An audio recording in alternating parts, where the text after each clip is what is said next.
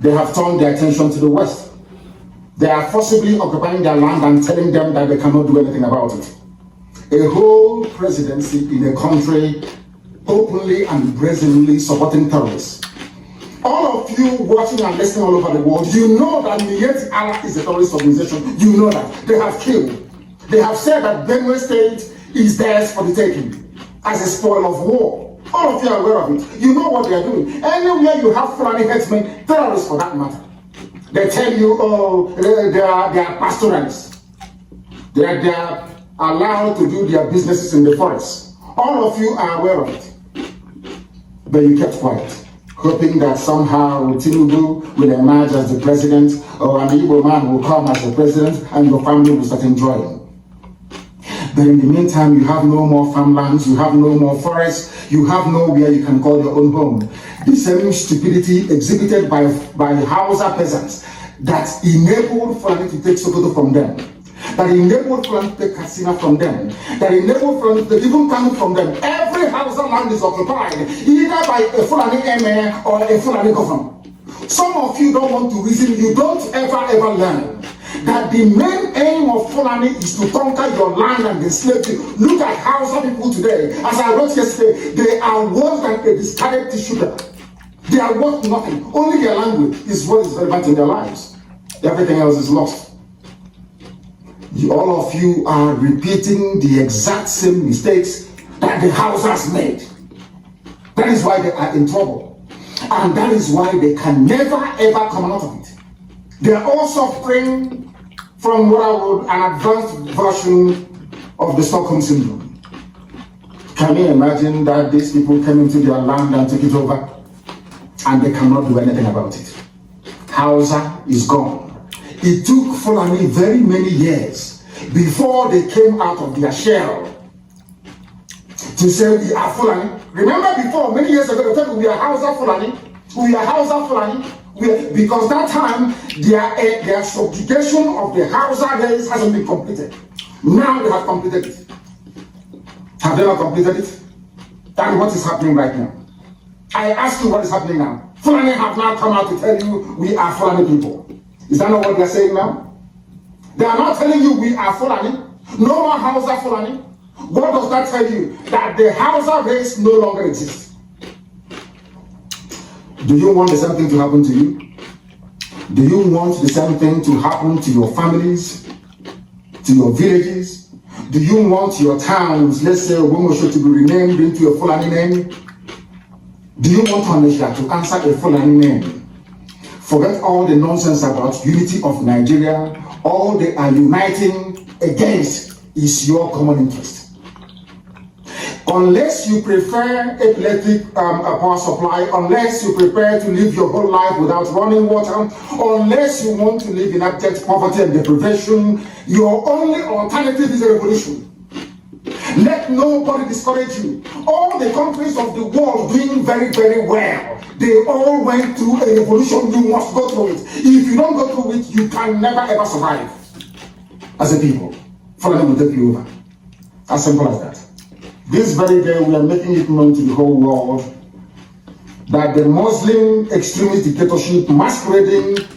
You have it listen, you type it in, and then you go digging.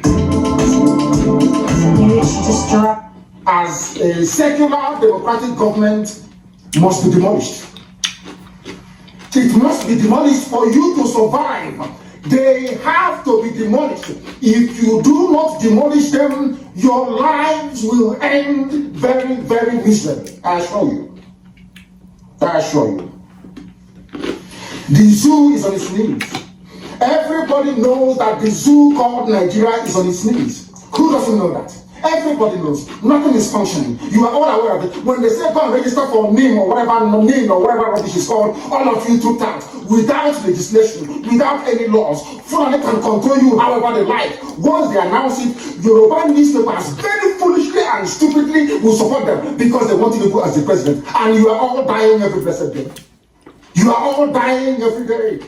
Had you people risen up to say that what is happening in Nigeria is bad, there is no way that First Orange's daughter will not be alive today. That is the price you pay for duplicity. That is the price you pay for treachery. That is the price you will continue to pay until you rise up and say, enough is enough. It is up to you to do it. You did it during NSAS. You can do it again. Can you imagine Fulani people telling you, if you remove Fulanis from Yoruba forest, imagine Fulani telling you, if you remove them from your ancestral lands, there will be war, and you are panicking. And you have not asked yourself, why are they not saying something about the East?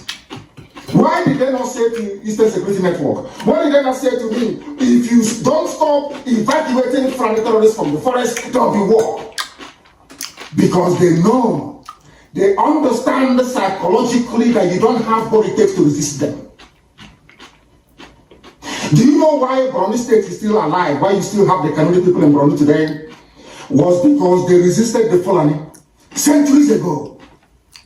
You have to go back to history to understand how Nigeria came into existence. Fulani has been expanding from day one, from Senegambia. All the way from Senegambia, they've been expanding, and now they are in Okigwe. All the way from Senegambia, they are now in Okigwe. And you're asking us to somehow fold our hands and keep quiet because of 2023, because one idiot is going to come out to become a president, because of that rubbish, because of that nonsensical notion, we should fold our hands and wait until we are overrun by the Janjaweed from the Sahel. Is that how reasonable people think? Is that how people that wish to survive as a race, is that how they reason? It is very, very shocking that some of you do not understand what the Fulanis have in store for you. Very, very soon it is going to happen. And when it happens, your eyes will clear. And about whom you will see it very clearly. I was warning you in 2014, 2015, 2016. They said he's a warmonger. He's a warmonger.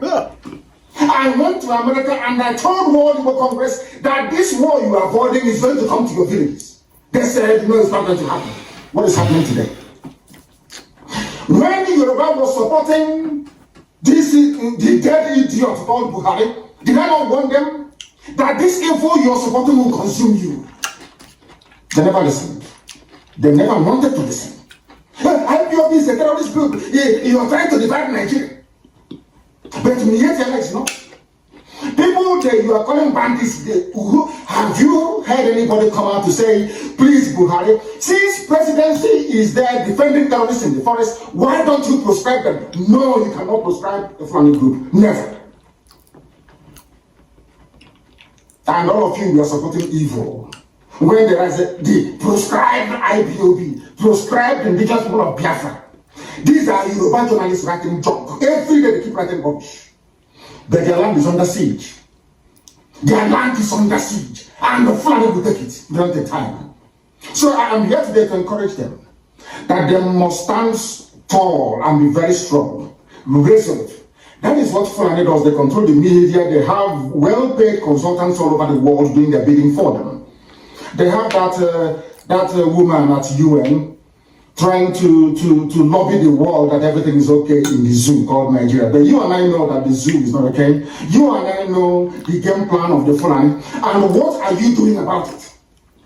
Nothing. Every day you read, you lament, you complain. Every day you read, you lament. That is all you do. That is all you do. You read, you lament, you complain, you do nothing about it. Your lives are being taken away from you. Your forests are being occupied. Your mothers are being raped. Your daughters are being abducted. And the whole national government, presidency, is supporting such people. And you're telling me that Nigeria is viably sustainable. Is that what you're telling me? That somehow this contraction is sustainable, is viable. It can never be. Because the more you stay in one Nigeria, the more you are inviting the Fulanis to take over your ancestral lands, take over your villages, and to make life a misery for you. That is the end game. That is the outcome. If you doubt me, go and do a bit of research. Ask yourself, who are the Hausa people? Who are the Nnamdi people? Well, I don't know if you joined me to listen to this Nnamdi Kanu's broadcast to the end. It's a lot, like it's a very long video, and I don't want to, waste, or let me not say waste, keep you, waiting, because you probably might want to do other things. You see, one of the reasons, or not just one of the reasons, the major reason why Nnamdi Kanu was sentenced life imprisonment is not because of the charges against him, that has to do with terrorism and all of that. In fact, he was called an international terrorist. You see, this is just in a bit to silence a voice that has all it takes, not just to make Nigeria work, but to liberate the whole of Africa. Because I believe that the peace of Nigeria will bring about the peace of the whole Africa. Reasons being that Nigeria is the largest African country, with the population of over 200 and something million people. So, but the truth of the matter is, if you listen to this broadcast with me and you listen very well, you will understand that this man has been saying these things from 2014. This particular broadcast you just listened to was made 2021, and we're in 2025.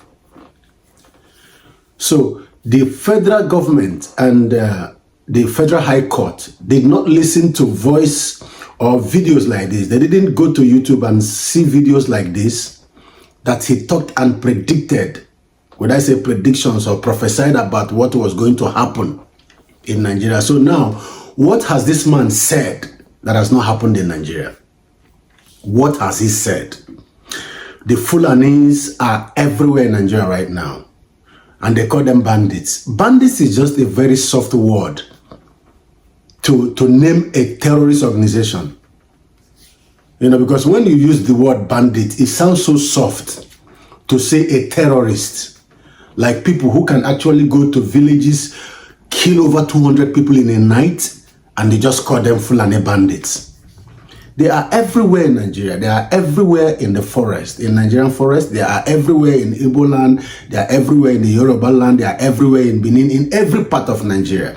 And this prophecy or predictions were made 2014 and was reiterated again 2021. You just listen to the voice note or to the video.